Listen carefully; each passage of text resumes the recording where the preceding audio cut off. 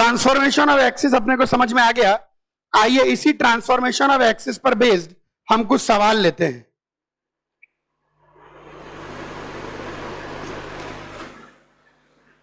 इसी transformation of axis पर based हम कुछ सवाल लेते हैं। बिल्कुल ध्यान देखिए, एक छोटा सा क्वेश्चन है, इस क्वेश्चन को ध्यान देंगे और इस क्वेश्चन के अंदर मैं आपको कुछ बेहतरीन बात समझाऊंगा।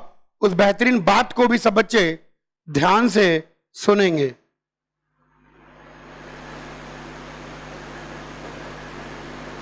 अच्छा सुनो ध्यान से, क्वेश्चन क्या कहता है, find the equation of straight line this 2x minus 3y plus 5 equal to 0 when origin is shifted to 3, -1।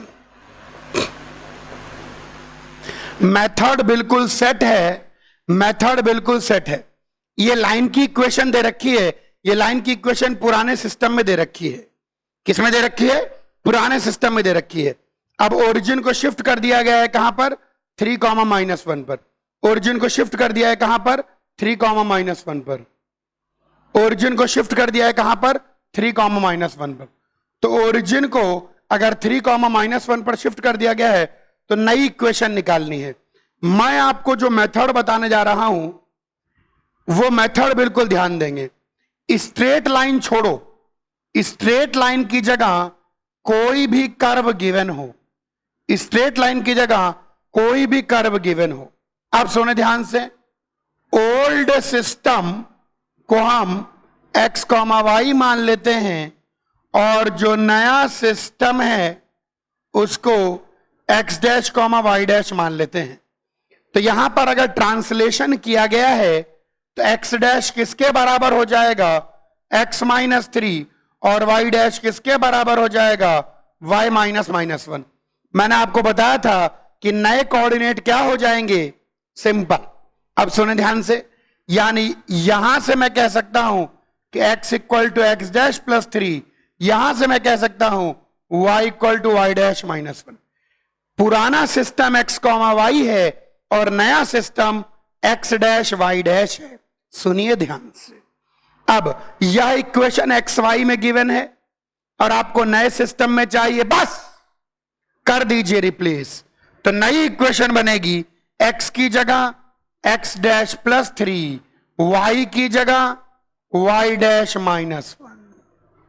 मिल गया 2x डैश -3y डैश, 3 दूनी 6 और +3 9, 9 और 5 14। एक बार देख लीजिए, 2x डैश -3y डैश और 3 दूनी 6, सही आ गया, बस खत्म। ये छोड़ो, कोई भी इक्वेशन होती आप इस प्रकार से कर सकते थे, कोई भी इक्वेशन होती आप इस प्रकार से कर सकते थे। देखो, ओल्ड सिस्टम को x और y माना है, जो मैं कह रहा हूं वह सुनिए, और नए सिस्टम को x डैश y डैश माना है। ओल्ड सिस्टम को x, y माना है और नए सिस्टम को x डैश y डैश माना है।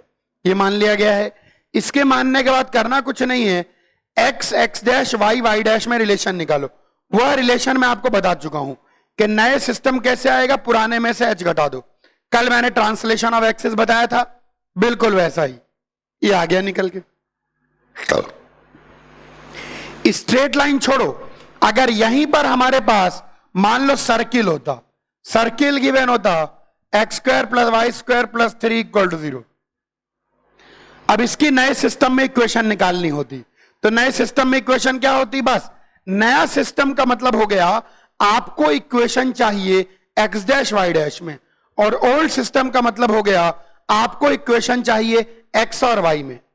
अब आप क्या करेंगे? x, y और x डैश y डैश में रिश्ता निकाल लेंगे। क्या निकाल लेंगे? रिश्ता।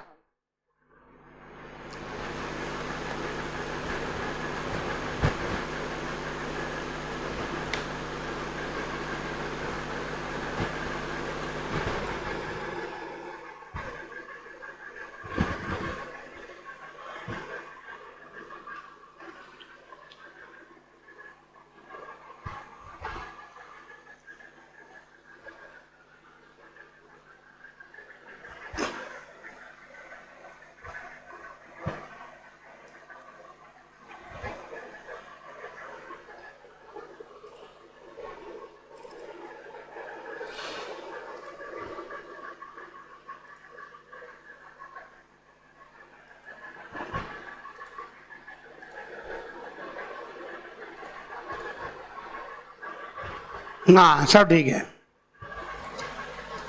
हाँ चलिए,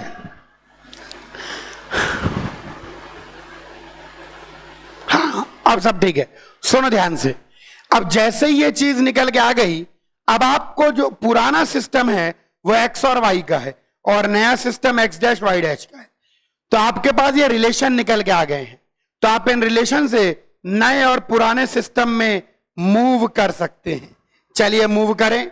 अब ये सर्किल अगर पुराने सिस्टम में है तो नए सिस्टम में इसकी इक्वेशन क्या होगी? एक्स डैश प्लस 3 का whole square Y dash minus 1 का होल स्क्वायर। ये लीजिए, मिल गई इक्वेशन।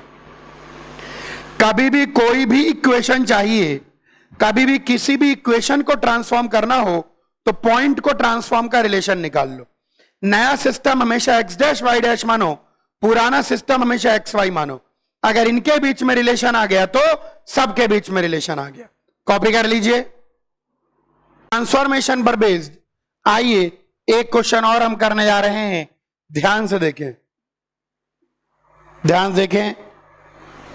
बोलता है if the axis are rotated through an angle of 30 degree. Question कहता है if axis are rotated through an angle of 30 degree in anti-clockwise direction.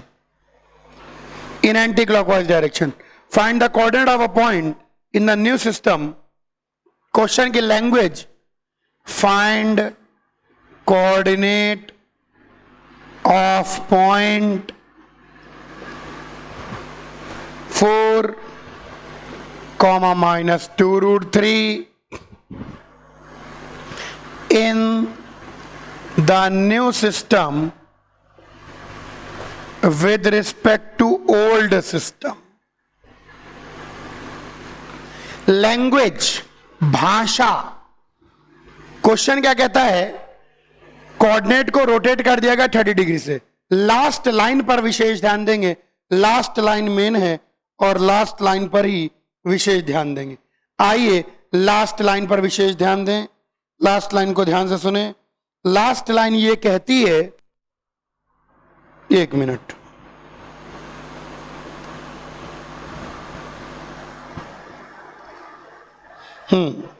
Last line क्या कहती है? आइए इस बात को सुने।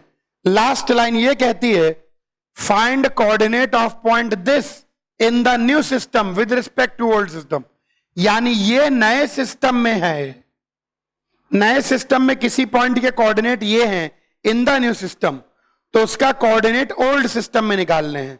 तो हम मान लेते हैं let coordinate in old system B, हम मान लेते हैं कि ओल्ड सिस्टम में, पुराने सिस्टम में जो कोऑर्डिनेट निकल के आएंगे, हम मान लेते हैं कि ओल्ड सिस्टम में, पुराने सिस्टम में जो कोऑर्डिनेट निकल के आएंगे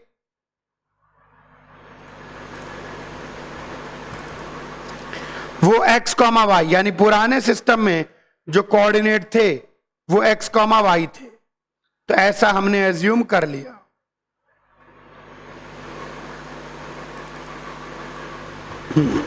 तो ये हमने एज्यूम कर लिया कि पुराने सिस्टम में जो कोऑर्डिनेट हैं वो एक्स कॉमा वाई है। ये हमने एज्यूम कर लिया। अब so coordinate in new system, तो कल ही आपको बताया था नए सिस्टम में coordinate X cos theta plus Y sine theta comma Y cos theta minus X sine theta. ये हो गए नए सिस्टम के कोऑर्डिनेट। ये अपन ने कल निकाले थे, X cos theta plus Y sine theta comma Y cos theta minus X sine theta. तो बस 4 किसके बराबर है? थीटा की वैल्यू है 30 डिग्री, तो ये X cos 30 degree plus Y sine 30 degree और माइनस 2 रूट 3 किसके बराबर है?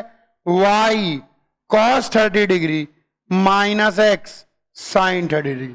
सॉल्व नहीं कर रहा, बस क्वेश्चन की लैंग्वेज ध्यान देनी है रोटेट करने के बाद अगर किसी पॉइंट के कोऑर्डिनेट ये हैं तो पहले कितने थे? क्या बोलता है? Find coordinate of point this in the new system. जो ये पॉइंट है नए सिस्टम में, वह ओल्ड सिस्टम में क्या था, यानी ओल्ड सिस्टम में कौन सा पॉइंट रोटेट होके ये बना है। तो 4x cos 30 डिग्री वहां ऐसा सॉल्व कर लेंगे, आंसर आ जाएगा। कॉपी कर लीजिए।